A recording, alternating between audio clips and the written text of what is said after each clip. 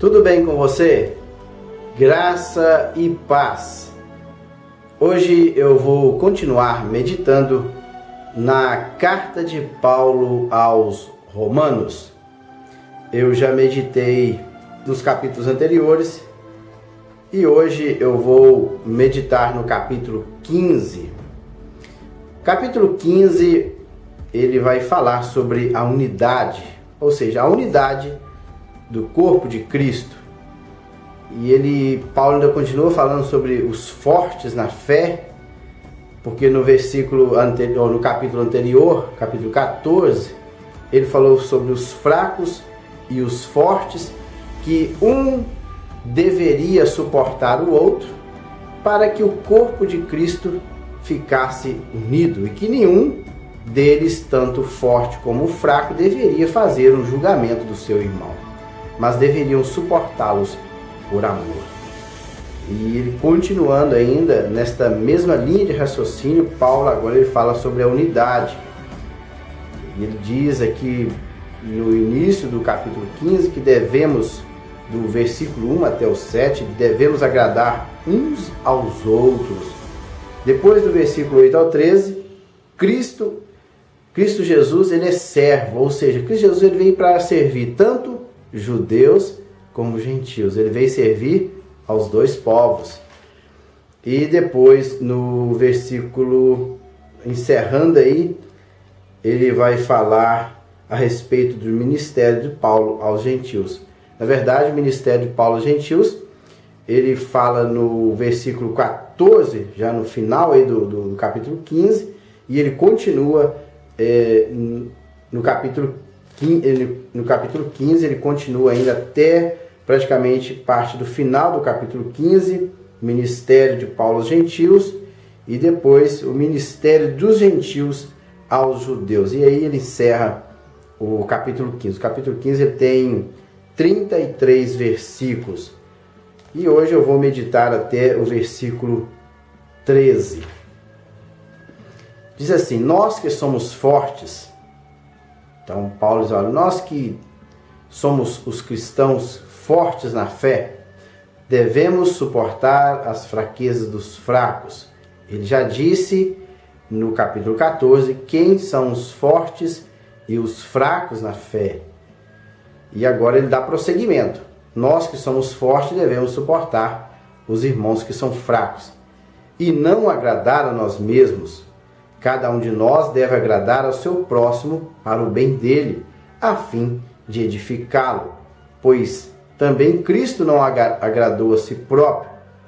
Mas, como está escrito, os insultos daqueles que te insultaram caíram sobre mim.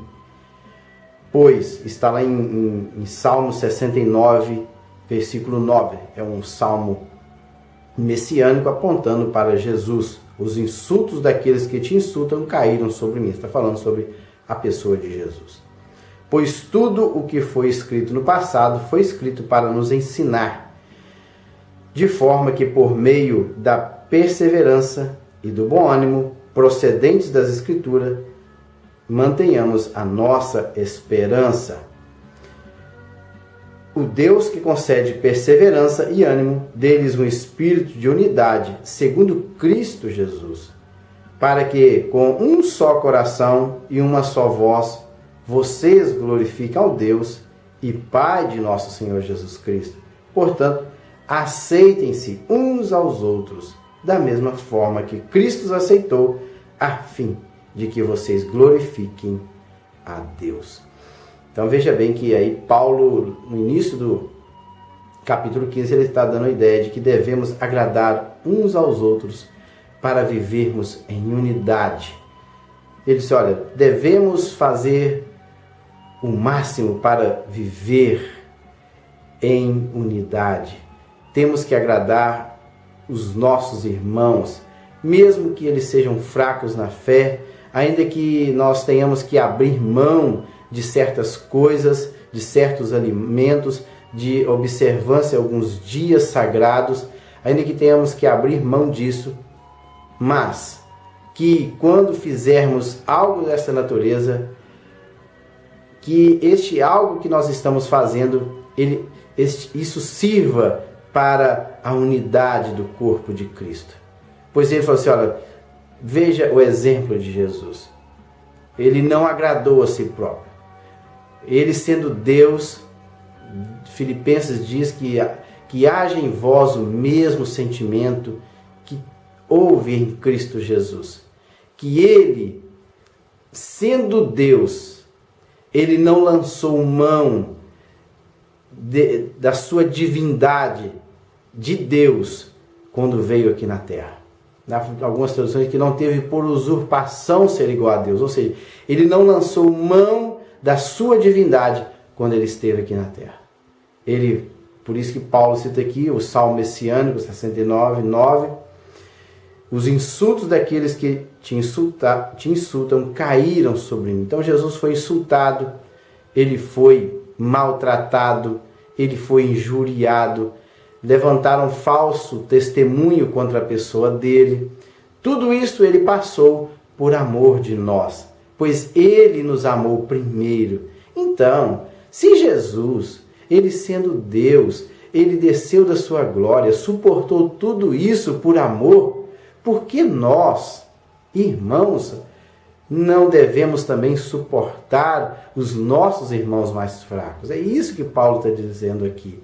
Então, abra mão de certas coisas. Para quê? Para agradar os nossos irmãos, os irmãos em Cristo. Para que, assim, o corpo de Cristo esteja mais unido.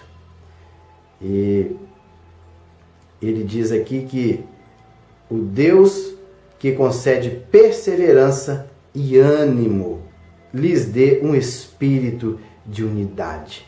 Então é Deus quem faz isso. Se você não está conseguindo, peça a Deus. Deus vai te dar esse espírito de quê? De unidade.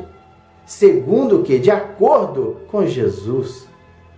De acordo com a pessoa de Jesus, esse espírito. Para que com um só coração,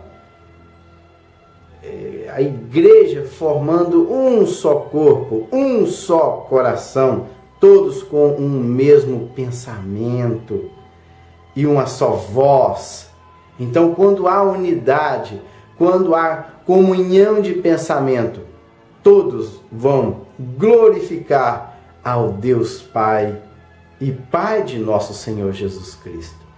E ele, portanto, irmãos, Paulo falando aos romanos, portanto, irmãos, aceitem uns aos outros, da mesma forma como Cristo os aceitou, a fim de que vocês glorifiquem a Deus. Tudo isso que nós estamos fazendo é para a glória de Deus. E agora ele fala aqui que Cristo, a partir do versículo 8 até o 13, Cristo, ele é o quê? Servo dos judeus e dos gentios. Na verdade, quando Jesus veio e suportou tudo isso, ele veio para ser servo, tanto dos judeus como dos gentios. Para Jesus não há diferença entre os povos, ou seja, ele não faz acepção de pessoas, no que se diz respeito à sua raça, à sua cor, não importa. Deus, ele é Deus de todos. E ele diz assim: pois eu lhes digo que Cristo se tornou servo. A palavra servo aqui é doulos, na conotação de escravo. Ele veio para servir dos que são, olha só, então ele se tornou servo dos que são da circuncisão. Quem são os da circuncisão? Os judeus, é lógico. Por amor à verdade de Deus. Então ele fez isso por amor à verdade de Deus, para confirmar as promessas feitas aos patriarcas, a fim de que os gentios glorifiquem a Deus por sua misericórdia, como está escrito. Então, Jesus, ele fez isso o quê? Por amor. Ele se tornou um servo dos judeus por amor, por causa das promessas que Deus tinha feito aos patriarcas. E ele começou a sua promessa com o patriarca Abraão, quando Deus chamou, lá de Ur dos Caldeus, lá da Mesopotâmia, chamou Abraão: olha, Abraão, sai do meio da tua parentela, da casa do teu pai, vai para uma terra que eu te mostrarei. Olha, Abraão, e tu serás uma bênção. Eu te abençoarei grandemente. E em ti, Abraão, todas as famílias da terra serão abençoadas também.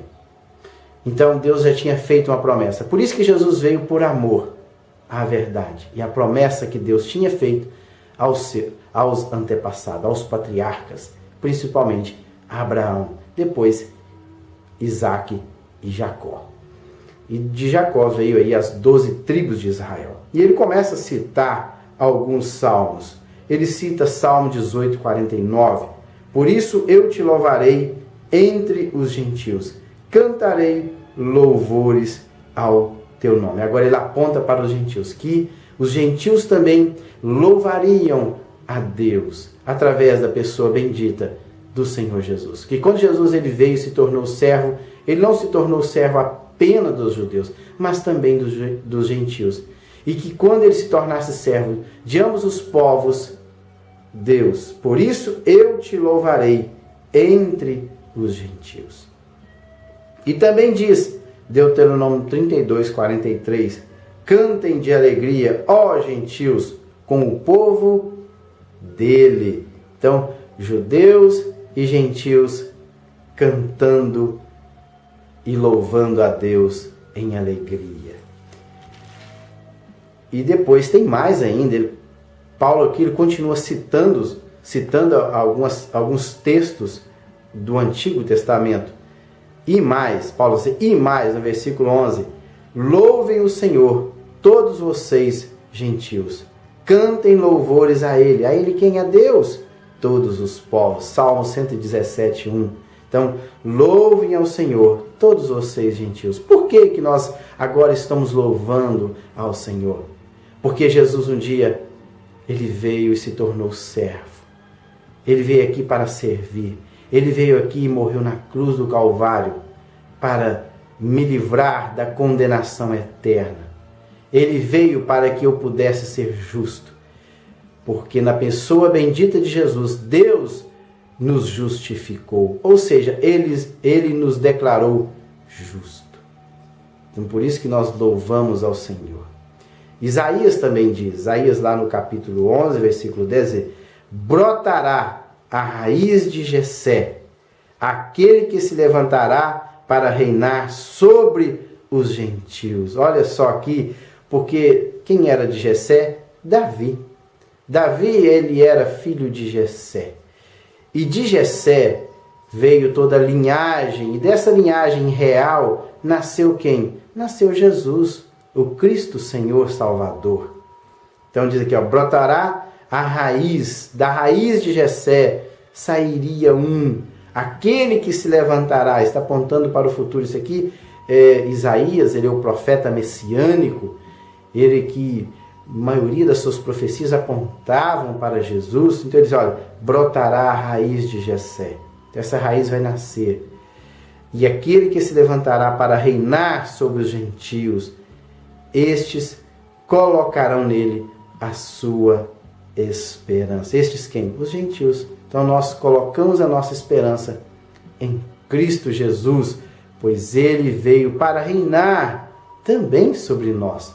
Então Jesus, Ele é o Rei eterno de um reino invisível, tanto dos judeus, que são da circuncisão, como também de nós, que somos gentios, que somos chamados incircuncisos. E aqui o 13, Paulo, encerrando essa primeira linha de raciocínio, que é Jesus, servo dos judeus e também dos gentios, ele diz que o Deus da esperança os encha de toda alegria e paz. Então veja bem que alegria, paz e esperança, ela não provém de nós. Isso não é produto do nosso coração. Alegria, paz e esperança, tudo isso é proveniente de Deus. Por isso que o Deus da esperança, os encha de toda alegria e paz por sua confiança nele, para que vocês transbordem de esperança pelo poder do Espírito Santo. Então é Deus quem faz isso em nossas vidas. através do seu Espírito Santo. Pode ver que ele coloca pelo poder do Espírito Santo.